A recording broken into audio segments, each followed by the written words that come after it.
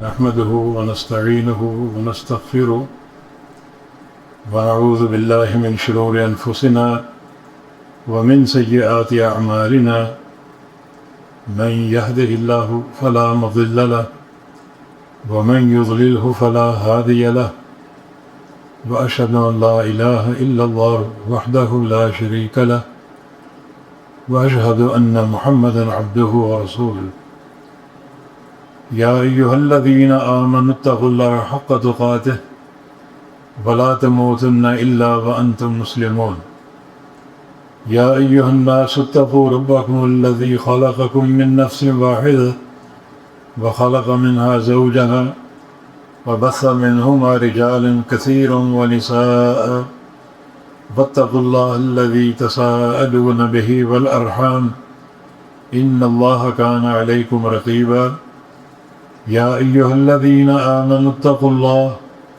وقولوا قولا سديدا يصلح لكم أعمالكم ويغفر لكم ذنوبكم ومن يطع الله ورسوله فقد فاز فوزا عظيما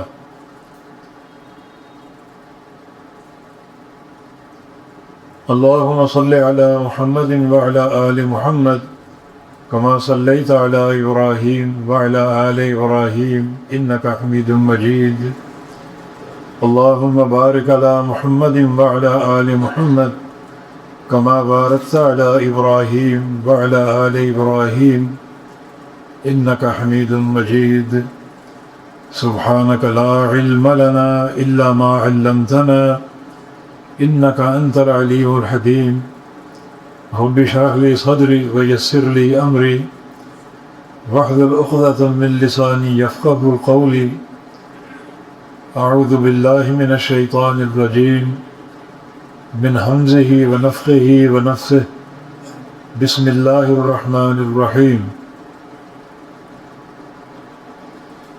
يريدون ليطفئوا نور الله بأفواههم والله متم نوره ولو كره الكافرون هو الذي أرسل رسوله بالهدى ودين الحق ليظهره على الدين كله ولو كره المشركون يا أيها الذين آمنوا هل أدلكم على تجارة تنجيكم من عذاب أليم تؤمنون بالله ورسوله وتجاهدون في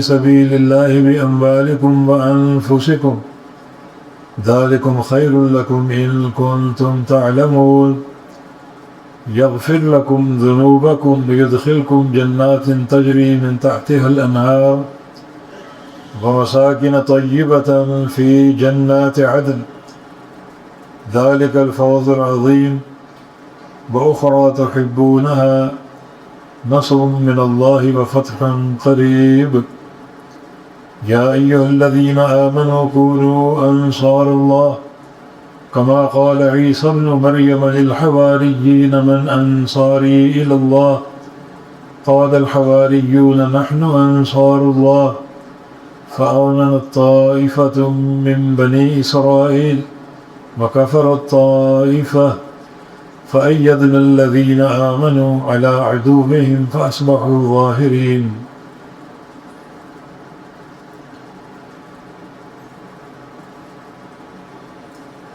اس عظیم مرکز میں اب تک جو منصوبے زیر عمل آ چکے ہیں ان پر اللہ کا شکر ادا کرتے ہیں اور جو آئندہ کے اہداف جو محترم برادروں سفیان حافظ اللہ نے ذکر کیے ہیں ان کے لیے دعا گو ہیں کہ اللہ رب العزت ان کی تحقیق اور تکمیل کی توفیق عطا فرمائے۔ یہ اعلاء کلمت اللہ یہ آج کی کانفرنس کا عنوان ہے۔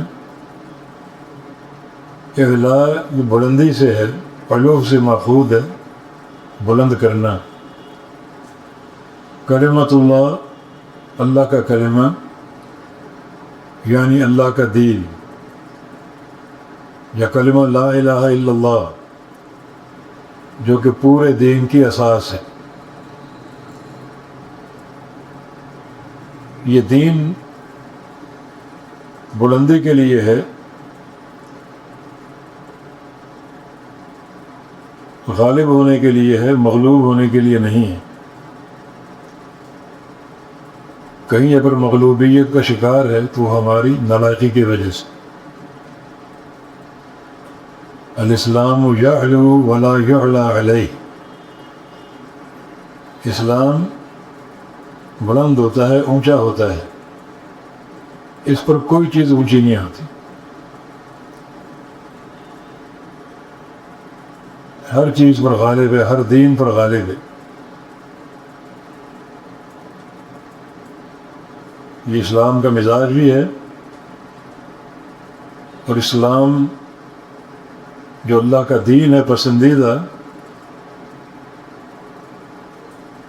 اسے اختیار کرنے کا مقصد بھی ہے کہ یہ دین اونچا رہے. تبھی تو جنگ احد کے موقع پر جب ابو سفیان جو اس وقت کافر تھے، اعلو حبل کا نعرہ لگایا، حبل زندہ باد، حبل کی جے. حبل ان کا بت تھا. اس سے قبل بھی وہ کچھ نعرے لگا چکے تھے،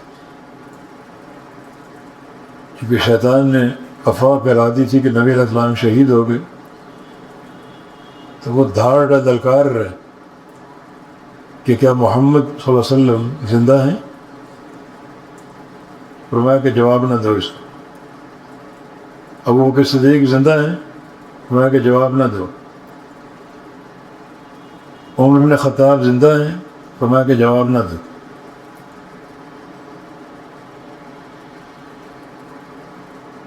جواب دینے سے کیوں روکا؟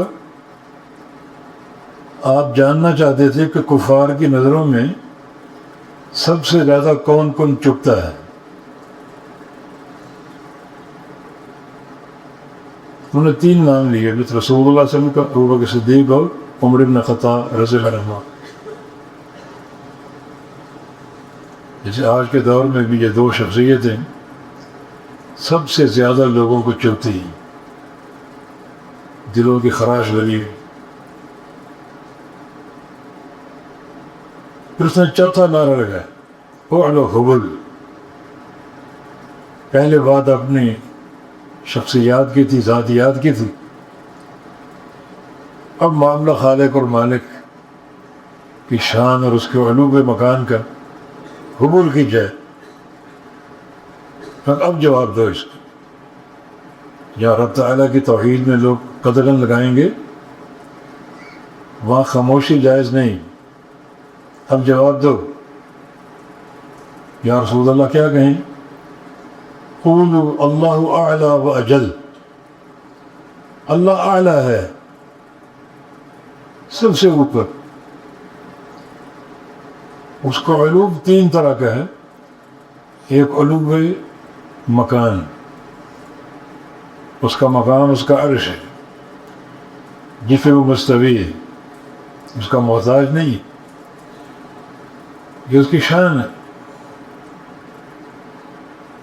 اس سے اوپر کوئی شے نہیں. مخلوقات میں آخری مخلوق اللہ کا عرش، اور اللہ اس پر مستوی. یہ اللہ تعالیٰ کا علوم ہے، سب سے اوپر، جس سے اوپر کوئی نہیں. پھر علوم مکانہ ہے، اس کا مرتبہ اور اس کا مقام سب سے اوپر. اور علوم قہر بھی، جس کا تقاضا یہ ہے کہ اس کا دین ہمیشہ غالب رہے، کبھی مغلوب نہ ہو. لیکن یہ غلبہ دین جو ہے اللہ تعالیٰ چاہتا ہے تو کون کہہ کر پوری زمین کو اپنے دین کے تابع لے آتا. لو شاء ربک لجعل الناس امۃ واحدہ. اللہ چاہتا تو جتنے لوگ ہیں سب کو امت واحدہ بنا دیتا، امت مسلمہ۔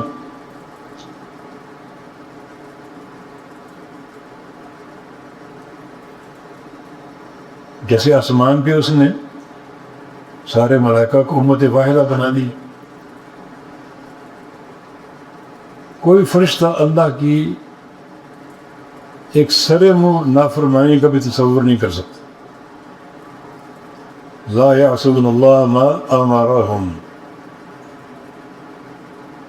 ومن خشیت ربهم مشفقون۔ ایک سرے منہ نافرمانی کا بھی تصور آسمانوں پر نہیں ہے، جو اللہ کی قدرت کاملہ کی دلیل۔ تو چاہتا تو زمین پر بھی اللہ تعالیٰ اپنی اطاعت کا سکہ قائم کر دیتا، سارے بندے حلقہ اسلام میں داخل ہوتے اللہ کے امر سے، کی مشیت سے، لیکن نہیں۔ یہاں دین کا کام ایک امتحان اور ابتلاء کے طور پر میرے اور آپ کے، یہ ہم پہ چھوڑ دیا گیا۔ یہاں دین کے غلبے کا کام، اعلاء کلمت اللہ کا کام، یہ آپ نے کرنا ہے۔ اللہ ہر شے پر قادر، وہ چاہتا تو غلبہ قائم کر دیتا۔ آسمانوں کی طرح زمینوں میں بھی سارے مسلمان ہوتے، اس کے فرما بردار ہوتے، اس کی توحید کی علمبرداری کرنے والے ہوتے، لیکن یہ ایک ابتلاء ہے ہم سب کی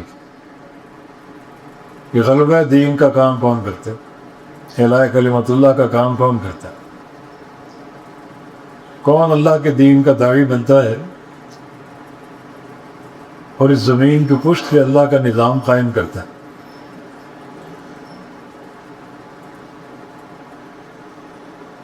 تو دین کے لیے غلبہ ہے، علو ہے۔ کبھی کبھار اسلام کی تلوار ٹوٹتی ہے ہماری کسی کمزوری کی بنا، ورنہ اسلام کی تلوار ٹوٹتی نہیں، کفر کو توڑتی۔ جنگ احد میں عارضی طور پر ٹوٹی، دو اسباب کی بنا پر، ایک نافرمانی اور ایک تفرق۔ یہ چند صحابہ کو آپ نے ایک درے پر مقرر کیا اور عبداللہ بن جبیر کو امیر بنایا اور فرمایا کہ تم نے اس درے پر قائم رہنا ہے، ہمیں فتح مل جائے تو بھی،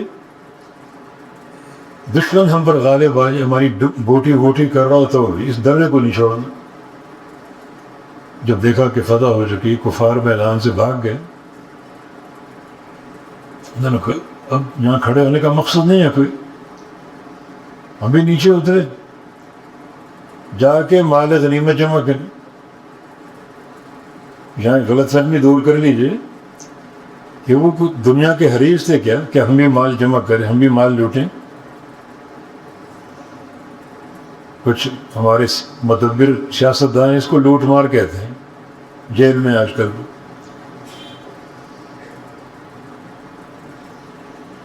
مال غنیمت کا قاعدہ کیا ہے؟ یہ نہیں کہ جس کے ہاتھ جو آ جائے وہ اسی کا، نہیں، جمع ہوگا بیت المال، پھر امیر تقسیم کرے گا۔ مقصد تھا اپنے بھائیوں کی مدد کرے، یہ مال بکھرا ہوا ہے، دنیا کی ہرس نہیں تھی۔ تو ایک سبب تو یہ نافرمانی، امیر نے روکا نبی الاسلام کے فرمان کو، دیکھو غور کرو، لیکن بات نہ مانی گئی، اور ظاہر ہے کہ اوپر جو درے پر 50 صحابہ معمور تھے وہ تقسیم ہو گئے۔ یہ تفرق، اور تفرق یہ کمزوری، نافرمانی بھی کمزوری۔ اطیعوا اللہ والرسول، اطاعت کرو، یہ تمہاری قوت ہے، بلا تنازع، تنازع نہ کرو۔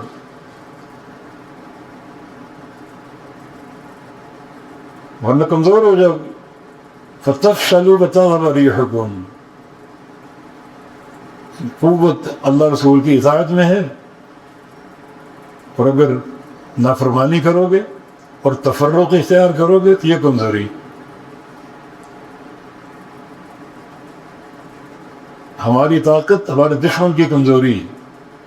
ہماری طاقت کی اساس کیا ہے؟ اللہ اور اس کے رسول کی اطاعت اور ایک وحدت.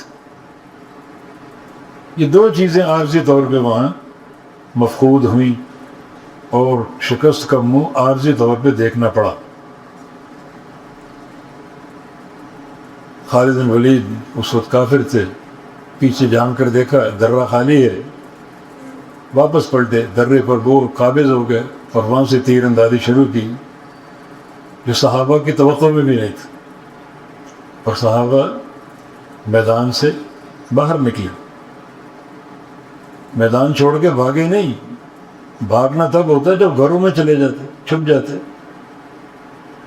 بعض اوقات پلٹنا پڑتا ہے قوت کو مجتمع کرنے کے لیے، طاقت کو اکٹھا کرنے کے لیے، ایک حکمت عملی طے کرنے کے لیے. بچپن میں فٹ بال کھیلا کرتے تھے تو یہ تھوڑی کہ ہر وقت آگے بڑھنا ہے، بعض اوقات بیک پاس دینا پڑتا ہے کہ پیچھے پلٹیں اور ایک نیا مومنٹ بنائیں اور ایک طاقت سے دشمن کے گول پر حملہ کریں.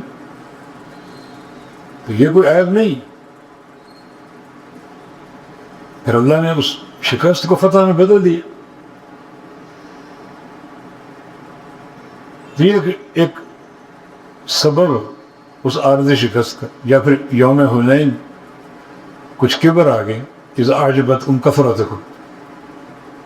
اصل تو اللہ کی ذات پر امید ہونی چاہیے، اس کا سہارا، اس پر توکل ہونا چاہیے. صحابہ کو اپنی کثرت پر ناز ہو کہ جب ہم کم ہوتے تھے، 313 ہوتے تھے، ان کے چھکے چھوڑا دیتے تھے. آج تو ہم زیادہ ہیں، آج ہمارے کیا بگاڑ لیں. یہ بات اللہ کو پسند نہیں. تو وہاں بھی زمین تنگ پڑ گئی، ایک عارضی شکست کا سامنا کرنا پڑا. تو معنی یہ ہے کہ جو غلبہ دین کا راستہ، اعلاء کلمت اللہ کا راستہ، وہ ایک مکمل وحدت کے ساتھ ہے جو کہ قوت ہے ہماری، اور اللہ اور اس کے رسول کی اطاعت کے ساتھ.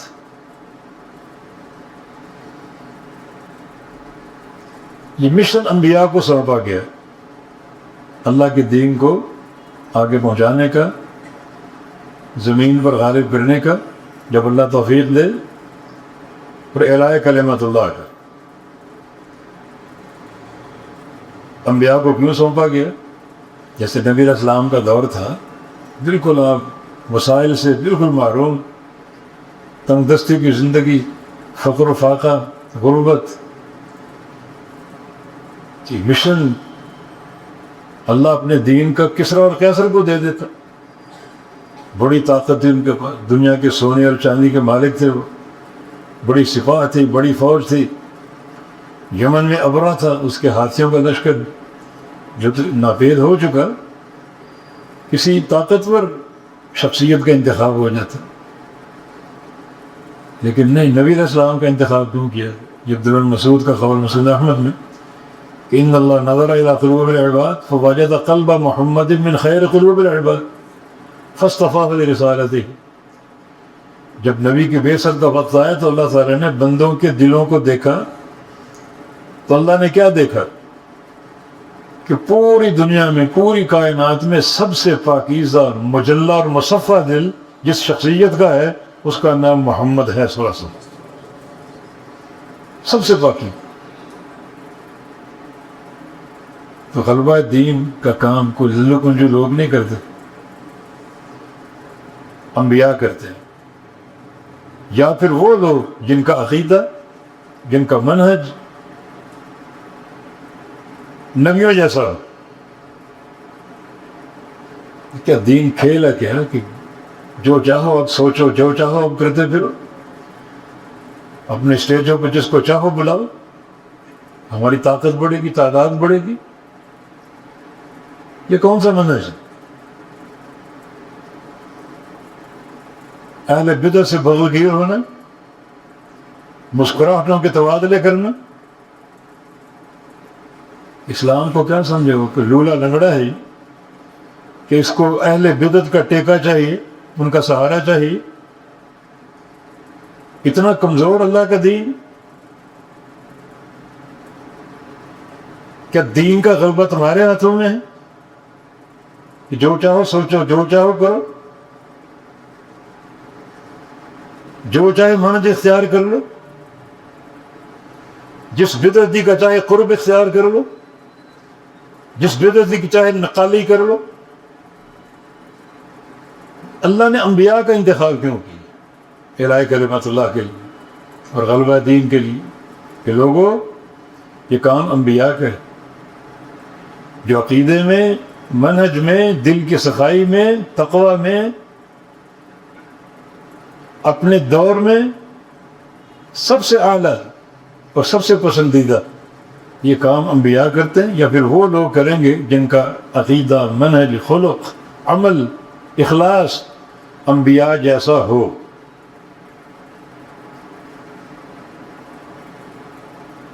یا ایھا الذین آمنوا من یرتد منکم عن دینہ فسوف یأتی اللہ بقوم یحبهم ویحبونہ. اے ایمان والو، اگر تم سارے اس دین سے مرتد ہو جاؤ، بغاوت اختیار کر لو، مجھے کوئی پرواہ نہیں.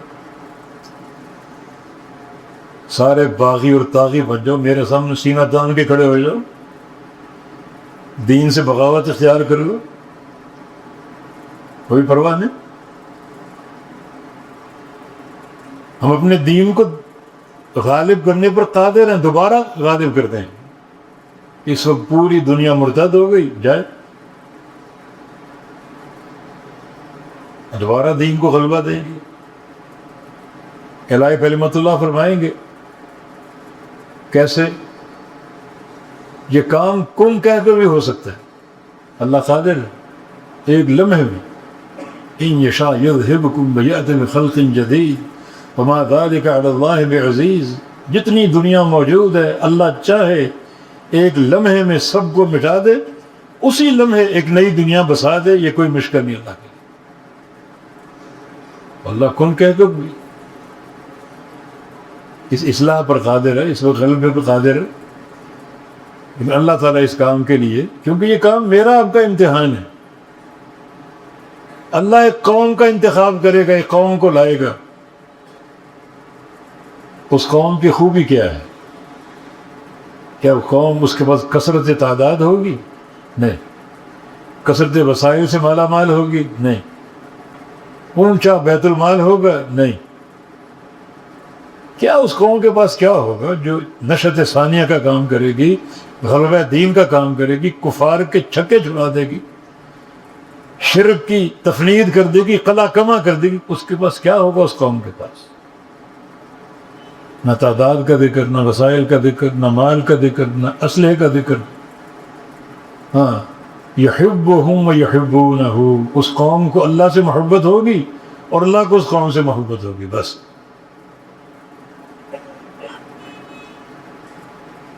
اور اللہ تعالیٰ کی محبت کی بنیاد کیا ہے؟ قل ان کنتم تحبون اللہ فاتبعونی یحببکم اللہ. اگر اللہ کی محبت کے طلبگار ہو تو یہ طلب دعوے سے ثابت نہیں ہوتی. اس کے لیے برہان اور دلیل چاہیے. تو برہان کیا؟ فاتبعونی، میرے حبیب کی اتباع کرو. یہ برہان.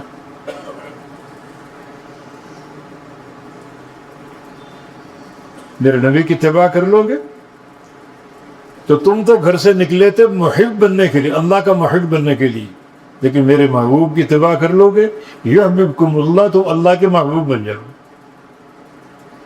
کہاں انسان کے سفر کا آغاز محب بننے کے لیے ہوا، محبت کرنے والا، اور گھر لوٹا تو اللہ کا محبوب بن چکا.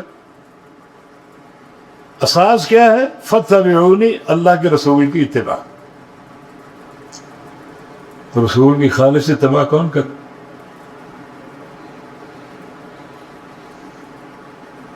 ایک ہاتھ میں کتاب اللہ، دوسرے میں سنت رسول اللہ. کس کے ہاتھ میں؟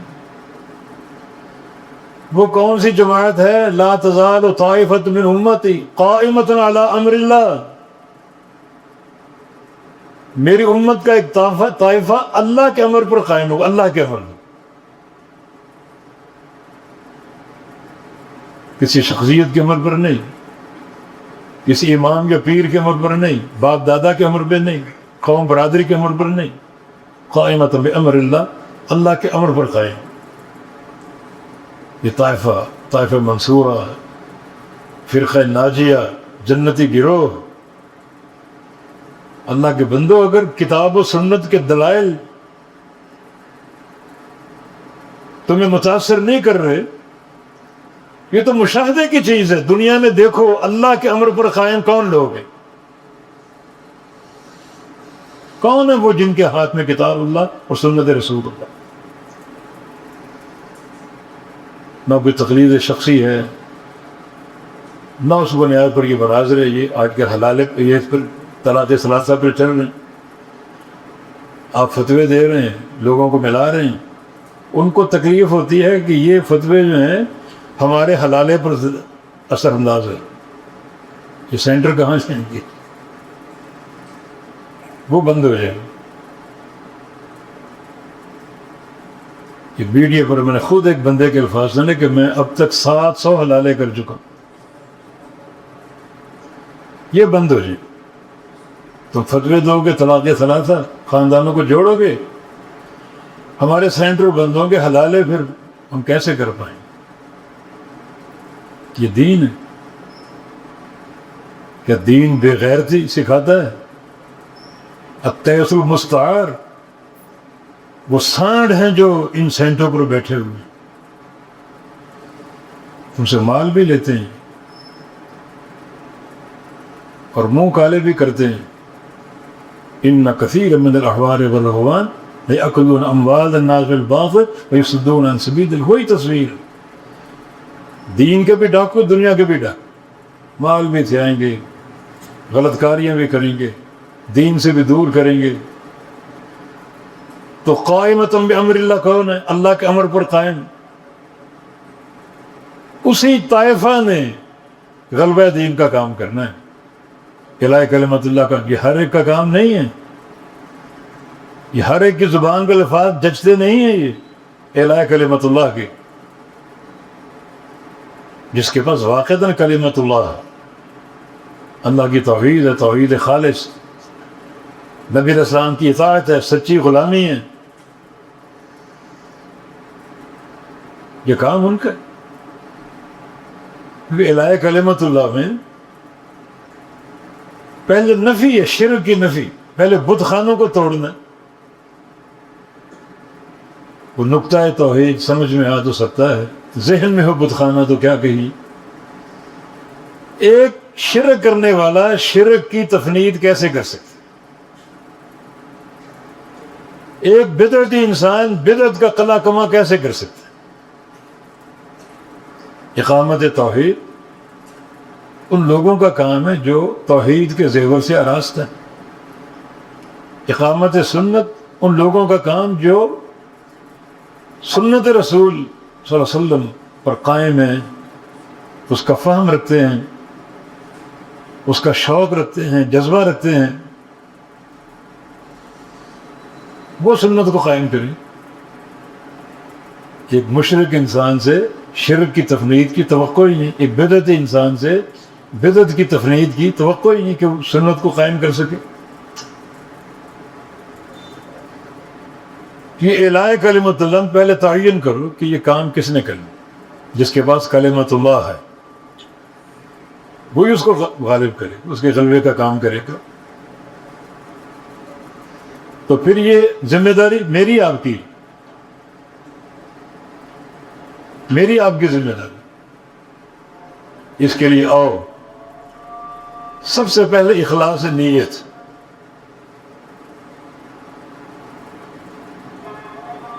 یہ سودا ریاکاری کا نہیں، اخلاص کا۔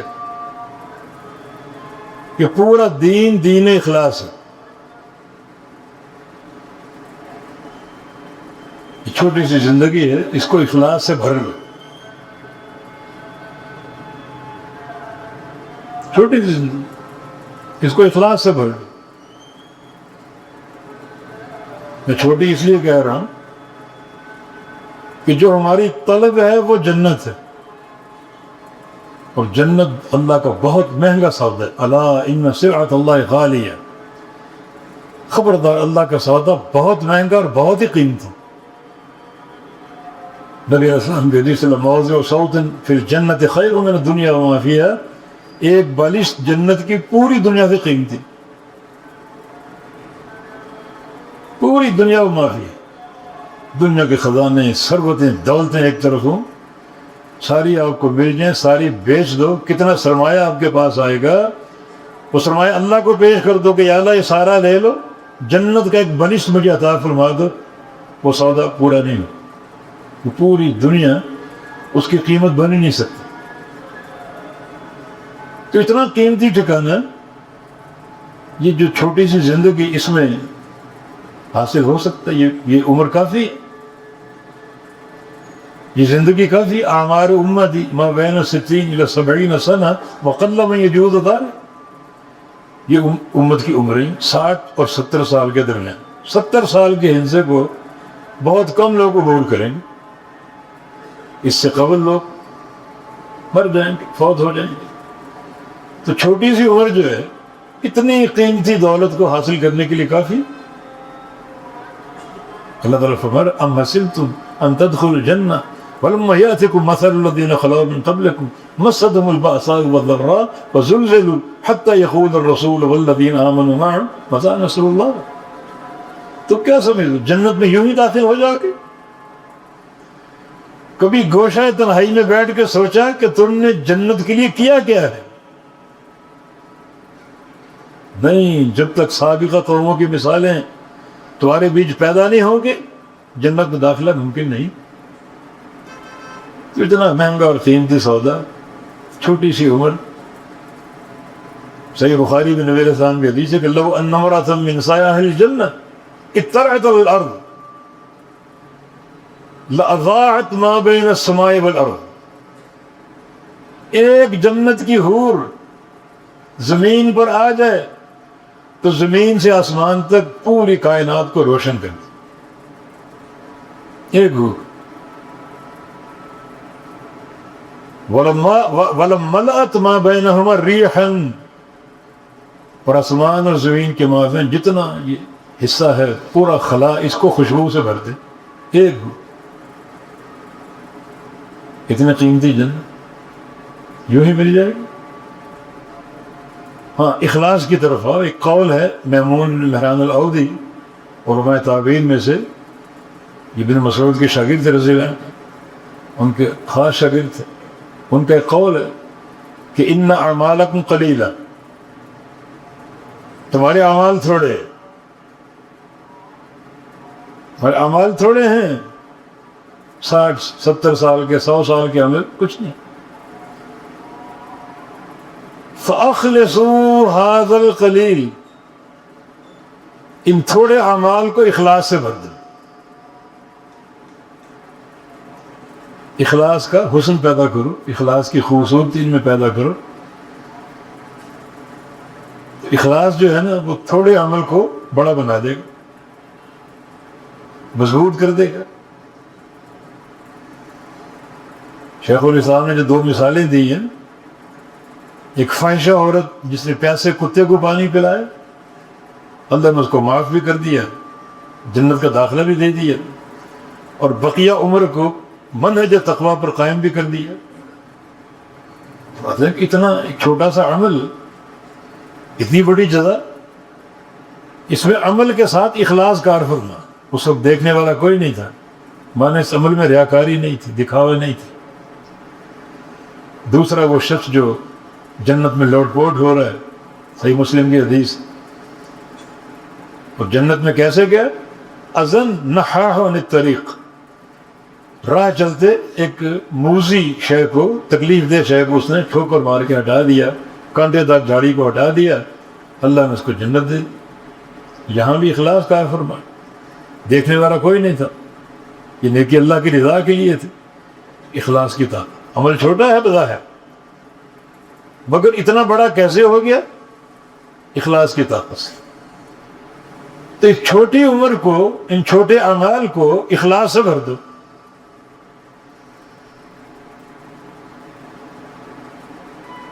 فریضہ اعلاء کلمت اللہ ہے، بہت بڑا فریضہ. اس میں اخلاص سے نیت پیدا کرو. ابو موسیٰ اشعری کی روایت، ایک سائل نبی علیہ السلام کے پاس آئے، اس نے جہاد کے تعلق سے کچھ ذہن پیش کیے. رجل یقاتل للمغنم ورجل یقاتل للشجاع رجل یقاتل الحمیہ، کہ لوگ میدان جہاد میں جاتے ہیں مختلف نیتیں لے کر.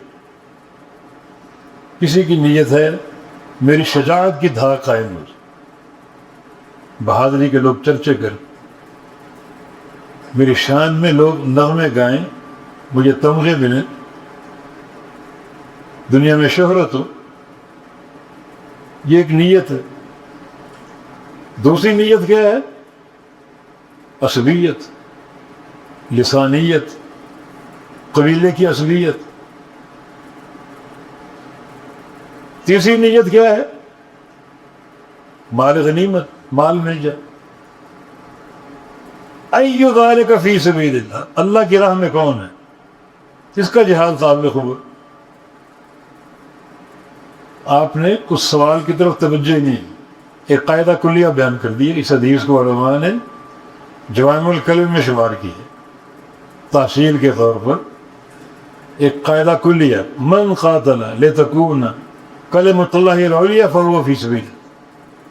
جو بندہ اس لیے قتال کرے اللہ کا کلمہ اونچا ہو جائے، اللہ کے دین کی سربلندی ہو، وہ فی سبیل اللہ ہے، باقی کوئی بھی نہیں. وہاں شجاعت کے لیے جانا، مال غنیمت کے لیے جانا، حمیت کے لیے لڑنا، ان میں سے کوئی فی سبیل اللہ نہیں. بس فی سبیل اللہ ایک ہی شخص ہے جو قتال کرے، لڑے تاکہ اللہ کا دین غالب ہو، اللہ کی توحید غالب ہو اور اللہ کے کلمہ کو سربلندی حاصل.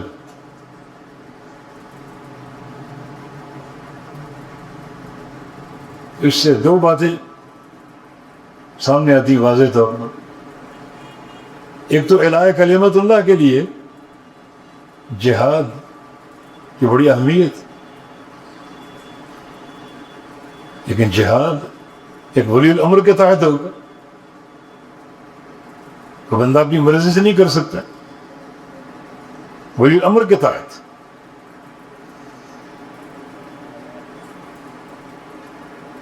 اور ولی الامر کی ذمہ داری ہے کہ وہ اپنے علاقے کو ٹھیک کرنے کے بعد جو پڑوس پڑوس کے علاقے ہیں وہاں جہادی شمع روشن کر. بعض فقہا نے ہر سال کہیں نہ کہیں جہاد کرنا فرض قرار دیا ایک حاکم کے لیے، ہر سال ایک دم. قتال سے قبل دو چیزیں ہیں نا، دعوت دو اس کو، اسلام قبول کر لو، تمہاری دوستی پکی ہو جائے گی. اسلام قبول نہیں کرتے تو پھر جزیہ دو. جزیہ سال میں ایک بار، اور قتال یہ جزیہ اس قتال کا بدل ہے. وہ سال میں ایک بار ہے تو مانا سال میں کم از کم ایک بار جہاد کرنا بھی فرض ہے. لیکن کب؟ اپنے علاقے کی اصلاح کے بعد، اپنے علاقے کی اصلاح کے بعد تبھی جہاد کامیاب ہو. آپ کے علاقے میں شرک ہو، آپ کے علاقے میں بدعت ہو، اور آپ اغیار کے علاقے میں چڑھائی کریں، کیا مقصد؟ مقصد اگر اصلاح ہے تو پہلے اپنی تو کر لو، اپنے علاقے کی تو کر لو. ہدف کیا ہے؟ ہدف نہ مال غنیمت ہے، نہ شجاعت ہے، نہ حمیت ہے، بلکہ اللہ کا کلمہ سربلند کرنا مقصود. سنن نسائی کی ایک حدیث نبی علیہ السلام کے پاس ایک سائل آیا اور آ کر اسی قسم کا سوال کیا. ایک شخص رجل غزوہ کرتا ہے، جنگ کرتا ہے،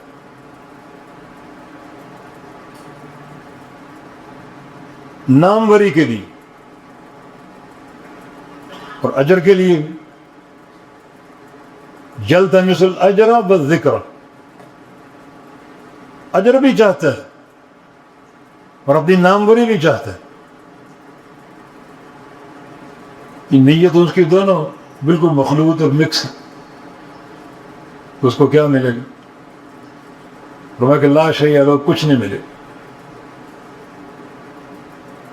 کچھ نہیں ملے گا. اللہ اجر کب دیتا ہے؟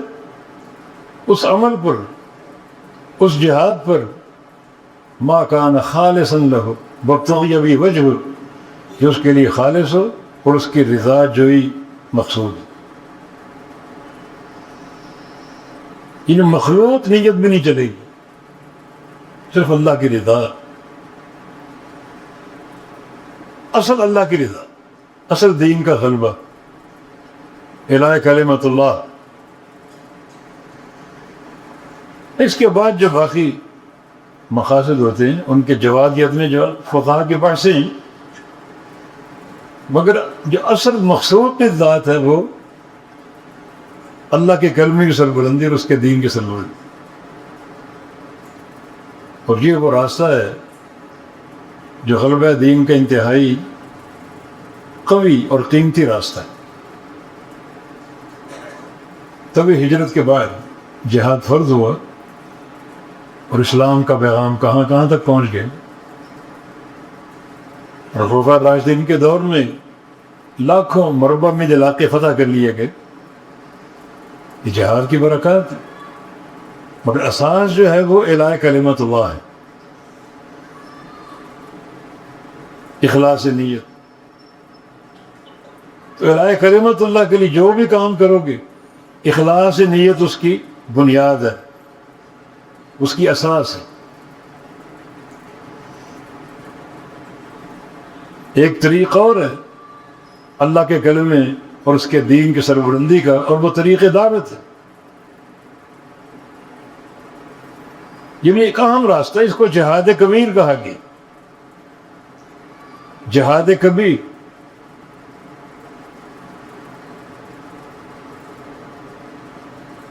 جس کی دلیل یہ صلح حدیبیہ ہے. قرآن نے 2 فتحوں کا ذکر کیا، انا فتحنا لک فتحا مبینا اور اذا جاء نصر اللہ والفتح.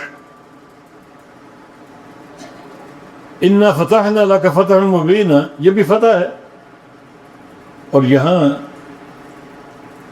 صلح حدیبیہ کو فتح کہا گیا. اور اذا جاء نصر اللہ والفتح یہ فتح مکہ.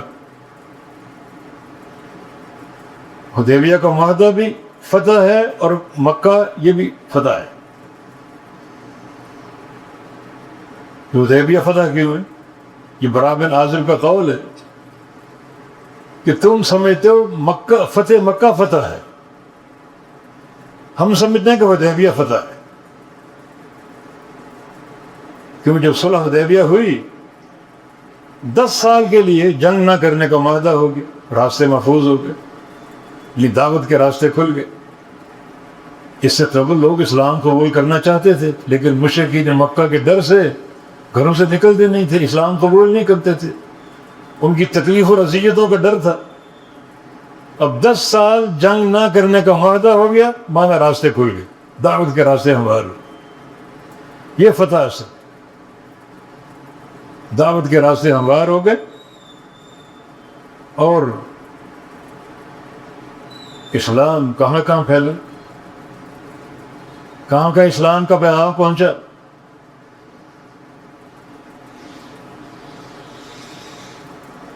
یہ فتح ہے. تمہارا دعوت دین بھی غلبہ دین کا راستہ، مگر اس سے قبل اخلاص نیت تو ہے ہی ہے، مگر جہاد النفس بھی ضروری، اپنی اصلاح بھی تو ضروری. یہ سارے مراحل ہیں اعلاء کلمۃ اللہ کے لیے. اگر جہاد النفس کو لوگے تو اس کا معنی کیا ہوگا کہ اعلاء کلمۃ اللہ ہر بندے کی، ہر بندے کا فریضہ. ہر بندہ جہاد النفس کرے. اپنی اصلاح کرے، اپنے عقیدے کو سنوارے، عمل کی قوت پیدا کرے. اس کے بغیر جہاد کامیاب نہیں ہوتا، نہ دعوت کا نہ جہاد کا. جہاد النفس، جو نبی علیہ السلام فرمایا تھا کہ ہم بڑے جہاد کی طرف جا رہے ہیں، وہ جہاد النفس، اپنی اصلاح. بندہ اگر اپنی اصلاح کے زیور سے آراستہ ہوگا تو اللہ راستے کھولے گا، دعوت و جہاد بھی کامیاب ہوں. اور اپنی اصلاح نہیں ہے تو بھائی یہ راستہ جو الہ کلمت اللہ کا بڑا کٹھن راستہ، اللہ اس میں لوگوں کو توڑتا ہے، لوگوں کو موڑتا ہے، لوگوں کو جھنجھوڑتا ہے، لوگوں کے پسینے نکالتا ہے، لوگوں کا خون نکلنا دیکھنا چاہتا ہے تاکہ وہ راضی ہو. جب وہ راضی ہوتا ہے تو پھر وہ نصرت اور تائید کے راستے کھول دے. جو بھی ایک آیت کریمہ تلاوت کی تھی شیخ سفیان نے، إِلَّا تَنْصُرُوهُ فَقَدْ نَصَرَهُ اللَّهُ إِذْ أَخْرَجَهُ الَّذِينَ كَفَرُوا ثَانِيَ اثْنَيْنِ إِذْ هُمَا فِي الْغَارِ إِذْ يَقُولُ لِصَاحِبِهِ لَا تَحْزَنْ إِنَّ اللَّهَ مَعَنَا. اس آیت کریمہ میں اللہ کے دین کے غلبے کا ذکر،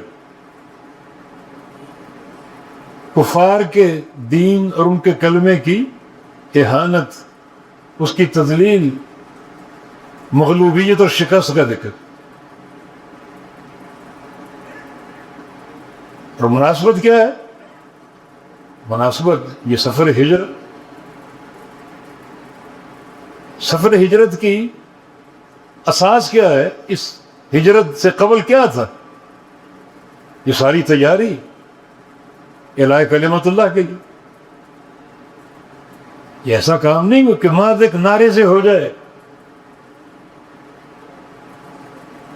دین ایسا نفاق نہیں چاہتا کہ زبان پر ریاست مدینہ کا نام ہو اور سامنے ننگی عورتیں ڈانس کر رہی. یہ پوری اپنی ایک اصلاح. نبی علیہ السلام کی جو 13 سالہ مکی زندگی، تو وہ لا الہ الا اللہ سے سفر کا آغاز ہو، کلمہ توحید. اب اس کلمے کا اعلیٰ، اس کلمے کا غلبہ، یہ مشن ہے. پوری مکی زندگی 13 سال کی عقیدے کی تیاری، 3 عقیدے گھول گھول کر پلائے گئے. عقیدہ توحید، قولوا لا الہ الا اللہ، اللہ کی توحید، توحید کے دلائل. اور دوسرا رسالت. رسالت کیا ہے؟ رسالت کے تقاضے کیا ہیں؟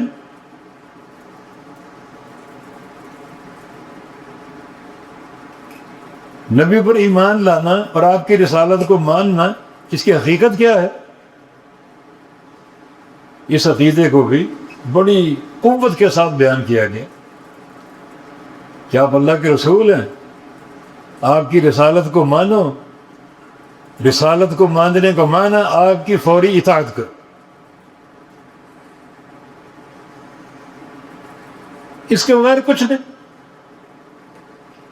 ابھی ربیع الاول آئے گا، آپ سنیں گے لوگوں سے نبی کی شان، نبی کا مقام، اور بڑے غلوب کے ساتھ.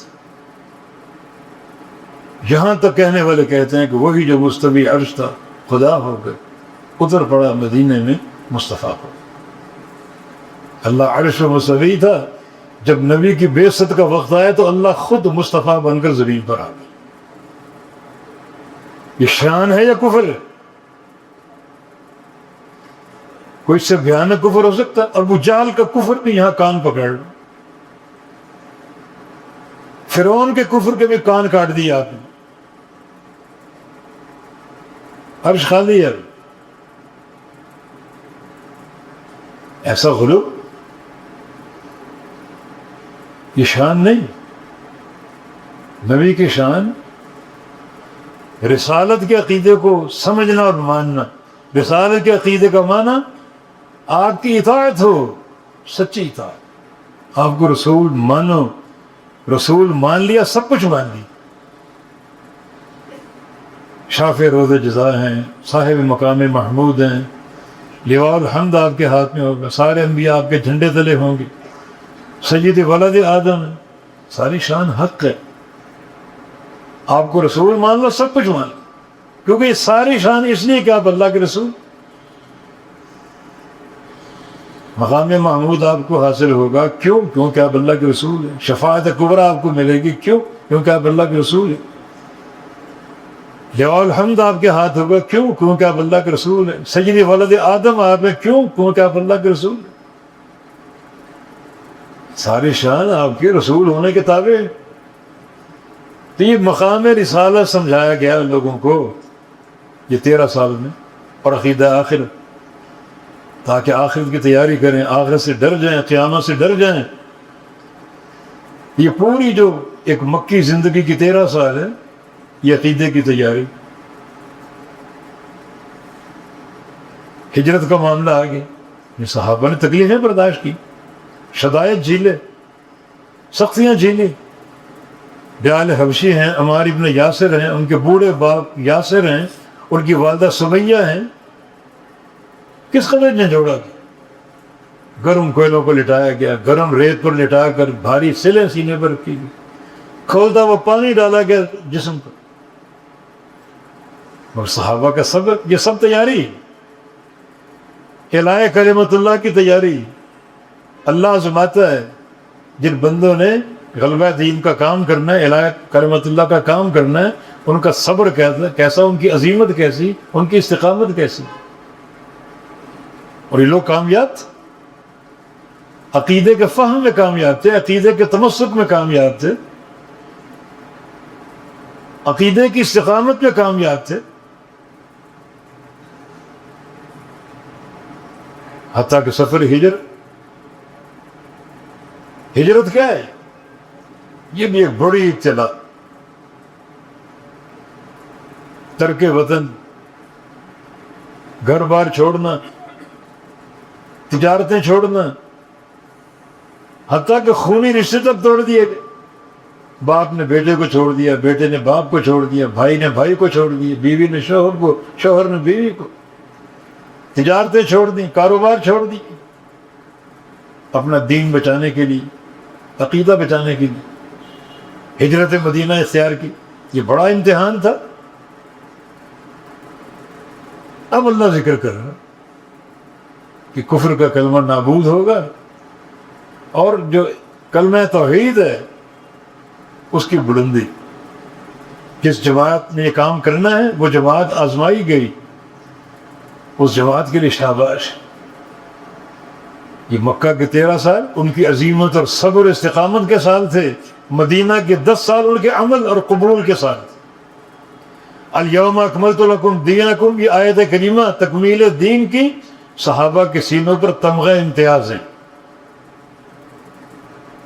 دین مکمل کیوں ہو گیا؟ دین کی بات آگے کب بڑھتی ہے؟ جب پچھلی بات پر عمل ہو جائے۔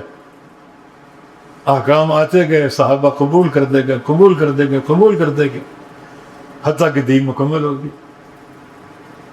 یہ کامیاب گروہ، کامیاب جماعت، اللہ نے ان کے ایمان کو مثال ایمان قرار دی۔ یہ لوگ کامیاب ہو گئے، چنے گئے۔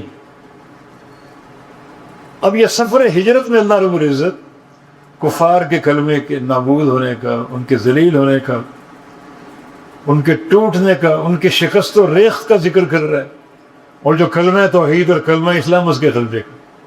اذا خرج الذین کفروا ثانی اثنین، کافروں نے نکالا دو کو، اور دو میں سے ایک، دو کا دوسرا۔ وہ دوسرا کون ہے؟ ابوبکر صدیق رضی اللہ عنہ۔ پہلا کون ہے؟ محمد رسول اللہ صلی اللہ علیہ وسلم۔ اللہ کا یہ فرمان ایک مستقل مہر بن گیا ابوبکر صدیق کی عظمت کا، جس کا آخری خطبہ نبی علیہ السلام جب فوت ہوئے، حجرہ عائشہ میں دفن ہوئے، تو آپ کے برابر کس کی خبر تھی؟ یہی دو کا دوسرا، پہلے رسول اللہ صلی اللہ علیہ وسلم، دوسرے ابوبکر صدیق رضی اللہ عنہ۔ کہ ان کی شان، یہ سفر ان کی شان کا اظہار ہے۔ تو اللہ تعالیٰ نے نبی کی مدد کی. فانزل اللہ سکینتہ علیہ اذ یقول لصاحب لا تحزن. نبی نے اپنے صاحب سے، یہ صاحب کون؟ ابو بکر صدیق رضی اللہ. اس سے علماء نے استنباط کیا ہے کہ ایک شخص سارے صحابہ کی صحابیت کا انکار کر دے اس کو کافر نہیں کہیں گے. ابو بکر صدیق کی صحابیت کا انکار کر دے وہ کافر ہے، کیونکہ وہ قرآن کا انکار. یہ صاحب کون؟ ابو بکر صدیق رضی اللہ. اذ یقول لصاحب لا تحزن، مت حزن نہ کرو، غم نہ کرو، ڈرو نہیں. آخر نبی، اس کا توکل، اللہ تعالیٰ کی معرفت. ان اللہ معنا، اللہ ہمارے ساتھ ہے. یہ معیت جو ہے معیت خاصہ، نصرت کی معیت، محبت کی معیت، رحمت اور رضا کی معیت. یہ معیت عامہ نہیں. ہمارے ساتھ اللہ، ابو جہل کے ساتھ نہیں ہے، حالانکہ وہ 2 فٹ کے فاصلے پر کھڑا. غار کے باہر ابو جہل کھڑا ہے، اندر رسول اللہ ابو بکر صدیق، چند فٹ کا فاصلہ. معیت ہمارے ساتھ ہے، اس کے ساتھ نہیں. یہ معیت خاصہ، رحمت کی، محبت کی، رضا کی، تائید کی، قوت اور غلبے کی. اللہ ہمارے ساتھ. یہ فیصلے کیوں ہو گئے؟ اس عظیم جماعت کی، اس عظیمت کی بنا پر. یہ مکی زندگی ان کو جھجوڑنے کے لیے اور تیاری کے لیے کافی ثابت ہوئی. ثانی اثنین اذ ہما فی الغار اذ یقول لصاحبہ لا تحزن ان اللہ معنا. پھر فانزل اللہ سکینتہ علیہ، اللہ نے اپنی تائید آپ پر اتار دی. یہ تائید اتار دی، سکینت اتار دی. جو جماعت تیار ہو چکی، جو اس جماعت کی عظیمت ہے، جو اس جماعت کا تقوی ہے، منہج اور عقیدہ ہے، اللہ نے تائید کا فیصلہ فرمایا. ہر ایک کا کام نہیں. اللہ نے کتنا جھنجھوڑا، کس قدر عقیدے پر صحابہ کی تربیت ہوئی اور اس قابل بنے. تائید آ گئی.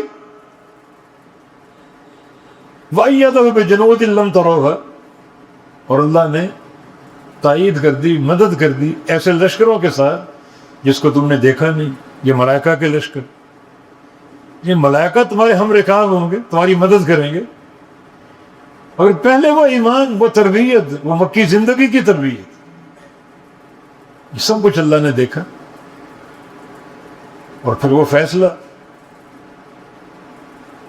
کافروں کا کلمہ اللہ نے مغلوب کر دیا. وَجَعَلَ كَلِمَةَ الَّذِينَ كَفَرُوا السُّفْلَىٰ، یہ کلمہ مغلوب ہو گیا، ٹوٹ گیا، تلواریں ٹوٹ گئیں، مغلوب ہو گئے، شکست خوردہ ہو گئے. وَكَلِمَةُ اللَّهِ الْعُلْيَا، کچھ طلبہ نظر آ رہے ہیں، یہ کلمت اللہ بھی ہو سکتا تھا نصب کے ساتھ، واو عطفہ ہوتی. فَجَعَلَ كَلِمَةَ الَّذِينَ كَفَرُوا السُّفْلَىٰ وَجَعَلَ كَلِمَةَ اللَّهِ الْعُلْيَا، نصب کے ساتھ واو عطف عطف. مگر یہ جملے میں عجیب لذت ہے، واو مستانفہ اور کلمت اللہ مبتدا ہے. یہ جملہ اسمی ہے. اگر واو عطفہ ہوتی جملہ فعلیہ ہوتا. جملہ فعلیہ میں دوام نہیں، جملہ اسمیہ میں دوام ہے، ثبات اور تاکید اور قوت.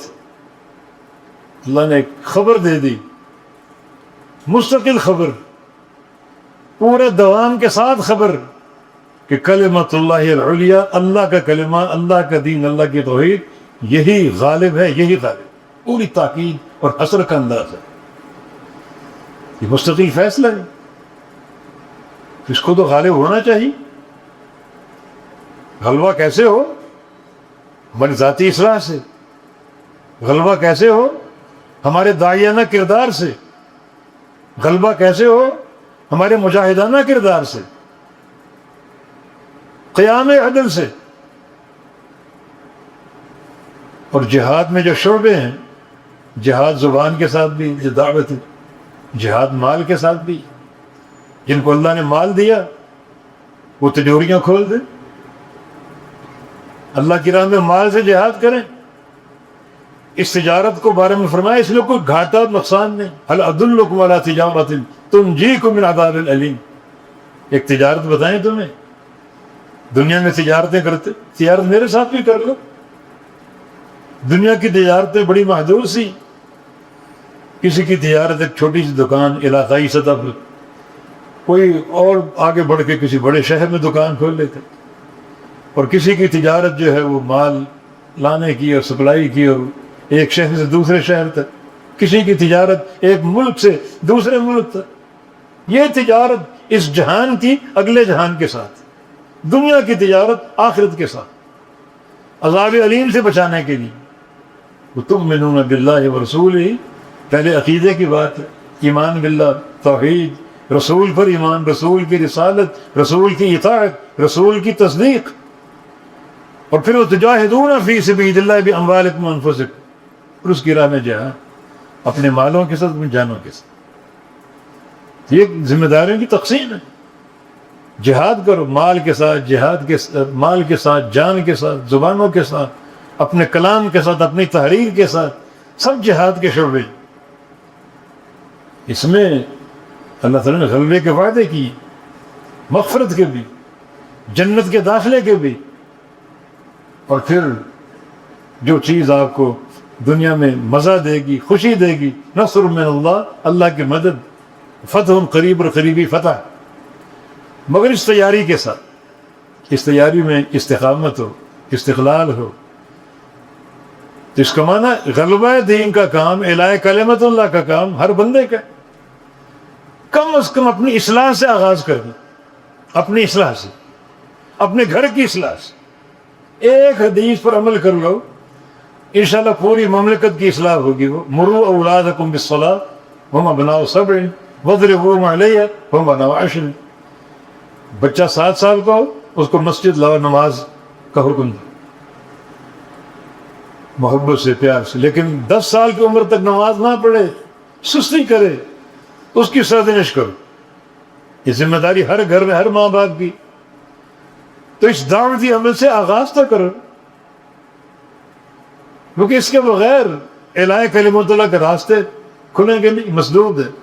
آپ ذاتی اس حاکم کا جہاد کامیاب جو اپنی مملکت میں اصلاح، توحید، حدود اللہ اور دین کو قائم کرے، پھر وہ آگے نکلے، دوسرے علاقوں کی طرف جائے۔ لیکن اپنے دین میں، ملک میں شرک ہے، قدم قدم پر جادوگر ہیں، قدم قدم پر معصیت کے اڈے ہیں، اور اس کی نیت ہے کہ میں علاقے کو، دنیا کو فتح کر لوں۔ یہ دھوکے کا سامان ہے سارا، اس کا دین سے کوئی تعلق نہیں۔ ذاتی اصلاح سے اعلاء کلمت اللہ میں پہلا قدم تو اٹھاؤ نا۔ گھر کی اصلاح ہو، بچوں کی اصلاح ہو، ذاتی اصلاح ہو، تقویٰ کی بنیاد پر، اخلاص کی بنیاد پر، دین پر عمل، نمازیں، روزے، اور جو بھی ارکان ہیں دین کے شعائر ہیں، ان کو اپنانا۔ اللہ تعالیٰ پھر راستے کھولے گا، اللہ راستے کھولے گا۔ نیت ہماری اعلاء کلمت اللہ کی، اور پہلا قدم بڑھا دیا ہم نے ذاتی اصلاح کے ساتھ۔ اس اصلاح میں استقامت ہو، راستے تو اللہ نے کھولے، راستے ہمارے ہاتھ میں نہیں۔ میں نے شروع میں عرض کیا، یہ ہماری غلطی ہے کہ وہ غلبہ اور اصلاح کا راستہ اپنے سروں پر اٹھائے ہوئے، اپنی سوچ کے مطابق، کہ جس طرح چاہے یوں کر لے، یوں کر لے، یوں کر لے۔ وہ کیوں نہیں کرتے؟ اللہ فرمائے راستے اللہ کھولے گا، اللہ عطا فرمائے گا۔ یہ کام یعنی ایک تاخیر کا شکار ہو سکتا ہے، اس میں زمانہ لگ سکتا ہے، مگر راستہ یہی ہے جو منہج انبیاء جو ہم کو نصیب ہوا، حاصل ہوا۔ غلبہ دین کا کام، اعلاء کلمت اللہ کا کام، یہ پلک جھپکنے کا کام نہیں کہ آپ سمجھیں کہ آج شروع کریں اور کل نتیجہ آ جائے، بڑا دیر۔ اور دین میں یہ سماحت ہے، یہ برکت ہے دین کی، کہ اگر آپ نے کام شروع کر دیا، اعلاء کلمت اللہ نہ بھی کر سکے، اجر مل جائے گا اعلاء کلمت اللہ سے۔ نبی علیہ السلام کے حدیث، ایک بندہ اگر شہادت کی دعا کرتا ہے، شہادت کی نیت کرتا ہے، اور اس کے لیے تیاری بھی کرتا ہے، محنت بھی کرتا ہے، اللہ اس کو شہادت کا درجہ دے گا، خواہ اپنے گھر کے کمرے میں بستر پہ پڑا پڑا درجہ۔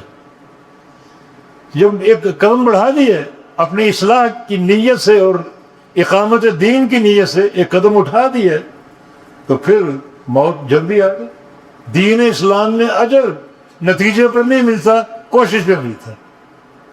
شیخ البانی رحمہ اللہ فرمایا کرتے، یہ نہ سمجھو ایک راستے پر چلے ہیں تو راستہ پورا کاٹو گے تو اجر ملے گا، نہیں، اس راستے پر چلتے چلتے موت آ جائے، اجر ملے گا۔ مہم یہ کہ اسی راستے پر آپ قائم۔ دائیں بائیں نہیں گھومے، دائیں بائیں نہیں پھرے، دائیں بائیں کی تنظیموں کو، تحریکوں کو نہیں دیکھا، بلکہ للہ دین الخالص اور ان اقیم وجہک للدین حنیفہ، بالکل حنیف بن کر سیدھا اللہ کے دین کو دیکھا، چلتے جاؤ چلتے جاؤ، اسی رستے پر موت آ جائے، یہ موت بھی الہ کلمت اللہ کے راستے میں موت، اللہ اس کا اجر دے۔ تو راستے وہی کھولنے والا ہے، ہمارا کام ذاتی اصلاح کا، ایک جذبے کا، کسی بنیاد پر تربیت کا۔